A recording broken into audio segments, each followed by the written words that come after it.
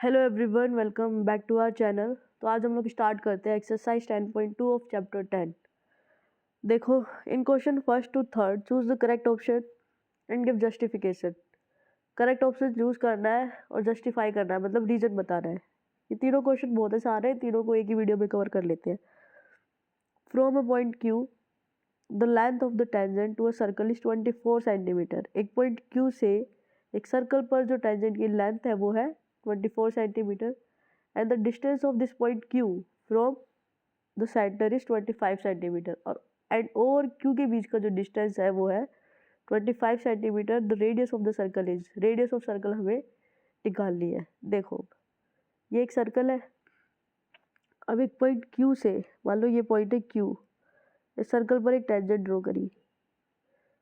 इसकी जो लेंथ है वो है 24 सेंटीमीटर। इस पॉइंट को मान लेते हैं point P and distance between O and Q means this, ये दे रखा है हमें 25 सेंटीमीटर। रेडियस निकालनी है हमें, तो हम ज्वाइन कर लेते हैं O एंड P को। अब ये जो एंगल बनेगा वो होगा 90 डिग्री का by theorem 10.1, because radius is perpendicular to tangent and OP is radius, QP is tangent at point of contact P। So angle P is of 90 degree. So this is a right angle triangle. तो इसमें हम क्या लगाएंगे, Pythagoras theorem लगा सकते हैं। तो OP का स्क्वायर क्या होगा, OP का square equals to hypotenuse means OQ का स्क्वायर माइनस PQ का स्क्वायर होगा।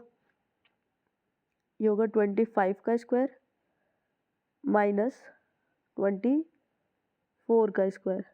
25 का स्क्वायर क्या होता है, 625 एंड 24 का स्क्वायर होता है 476, सॉरी 576, नॉट 476।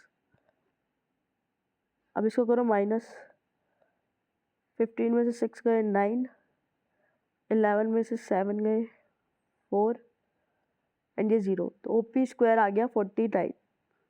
तो यहाँ से OP की वैल्यू क्या आएगी, √49। नेगेटिव लेगी नहीं क्योंकि डिस्टेंस है, डिस्टेंस कभी भी नेगेटिव नहीं हो सकता।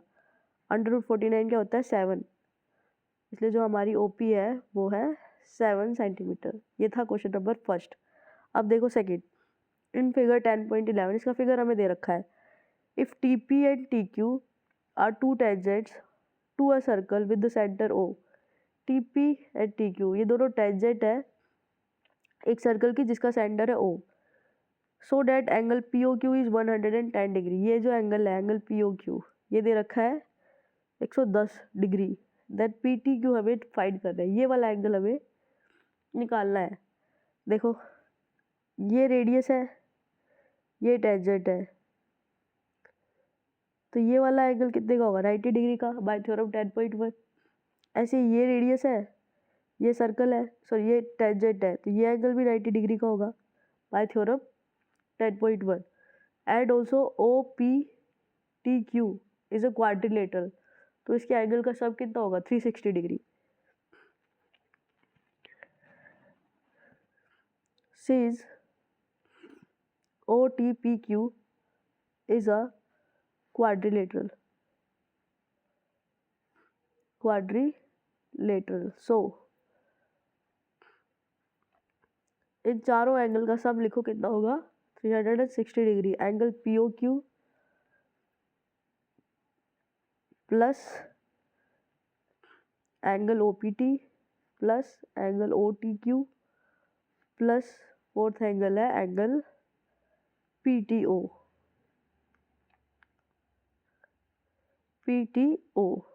सॉरी, हाँ ठीक है PTO वही है ना। PTQ is 360 degree, angle POQ है 110 डिग्री, ये है 90, ये भी 90। इसको हम मान लेते हैं x क्योंकि हमें फाइंड करना है। ऐड करो 190 90 180, 180 plus 110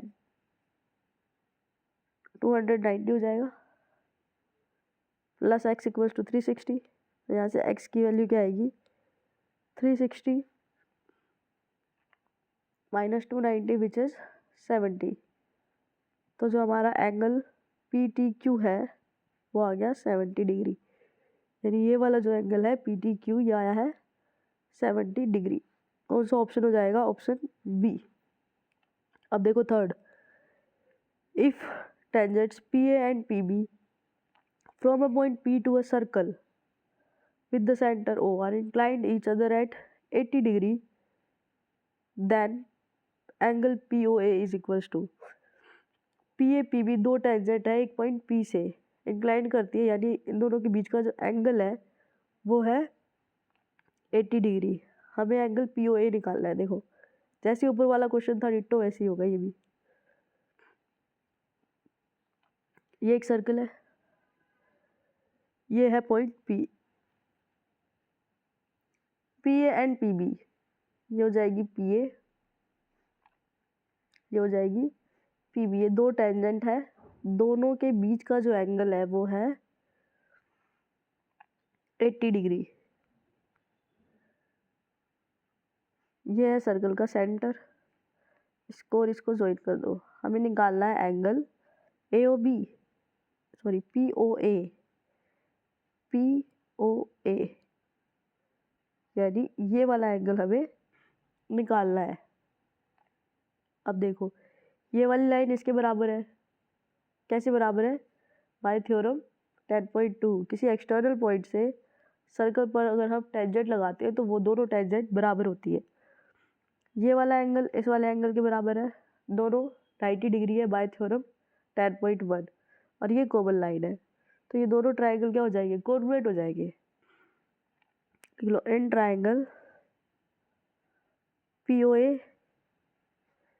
and triangle POB, angle PAO equals to angle PBO, bracket में लिख लेना each 90 degree. Also OA equals to OB, both radii of same circle, लिख लेना ये सब ब्रैकेट में। और third PO equals to PO, यह है common line, common side. So triangle POA is congruent to triangle POB by RHS congruency rule। सो इसका मतलब क्या होगा? ये वाला एंगल इस वाले एंगल के बराबर, एंगल APO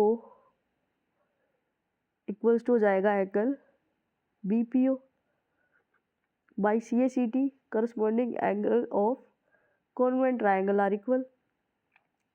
अभी कंप्लीट 80 डिग्री का था और ये दोनों एंगल बराबर है, इसका मतलब ये आधा कितने का होगा? 40 डिग्री का। So angle APO is 40 degree. अब देखो ये एंगल 40 डिग्री का है, ये एंगल 90 डिग्री का है, ये एंगल हम निकाल सकते हैं।